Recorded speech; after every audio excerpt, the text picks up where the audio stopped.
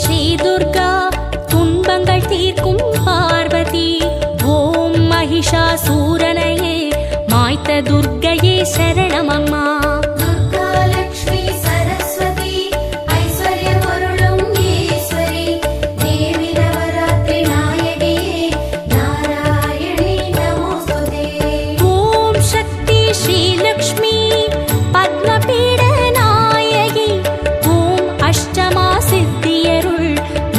லக்ஷ்மியே